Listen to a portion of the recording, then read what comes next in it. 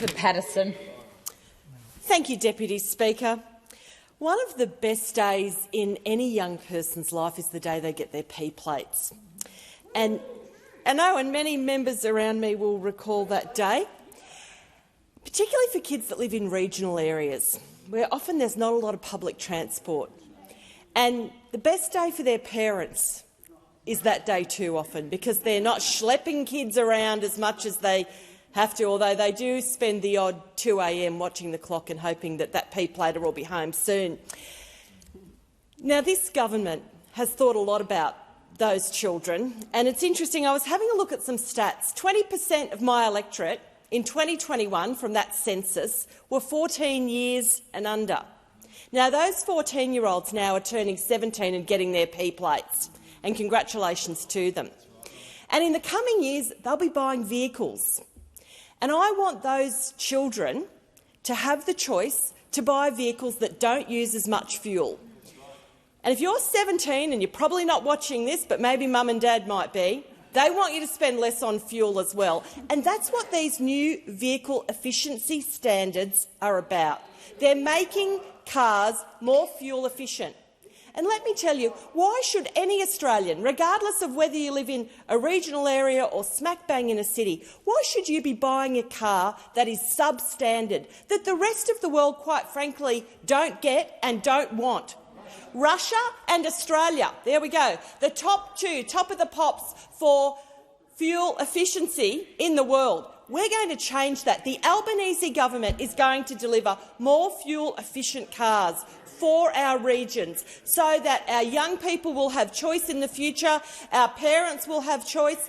Families are spending around $5,000 a year currently on fuel. We want that to come down, and we're going to be doing something about it. And also, with fuel efficiency comes air quality. We want cars to be cheaper and cleaner, and so do our young people, and we are backing them in. We're literally putting the rubber on the road when it comes to delivering better quality cars for all Australians. And the other thing about living in the regions is roads. Everyone talks about, yeah, we lay rubber on the roads in my electorate. I know young people that do that. I'm not suggesting they should, but I know that some of them do. But you know what? The other thing is roads. It is so important, and I have never been prouder to be part of a government that is delivering real infrastructure, not just paving the way with press releases saying a promise here and a promise there, and, you know, in the next of never, never, you might get something. We are delivering. And in my electorate alone, at the moment, we have currently $3.5 billion with a B projects on the books being delivered. We are extending the M1. We're fixing that last choke point between Sydney and Brisbane. We're spending $2.3 billion on that. The road is being delivered right now. It is being built. We are widening the Hexham Strait in the member for Newcastle's electorate and my electorate where we meet up. And what a magnificent place that is, Deputy Speaker, Hexham. We're delivering that road. We're doing the Newcastle City bypass. You know, we've got the Singleton bypass coming in the future and the Muswellbrook bypass. These are roads that we're delivering today that Australians are going to be driving on in more fuel-efficient cars. And not only are we delivering these roads, we are also making it safer. We are also making it cheaper. And the other part of this is telecommunications.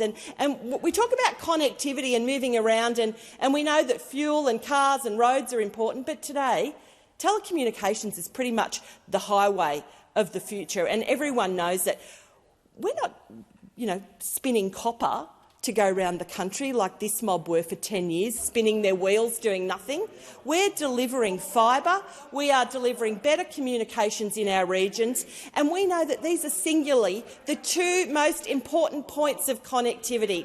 So I say to those opposite, you had 10 years, you did 7/8 of not much, and now you've had to stand aside for a government that is actually delivering for Australians, that takes Australians' safety, health and hip pocket seriously. I've never been prouder to be part of a government that does that, not only for regional Australians, but for all Australians. We are delivering the infrastructure, the roads, the cheaper fuel and the more efficient cars for everyone. And I say, Australia, you're moving forward under an Albanese government.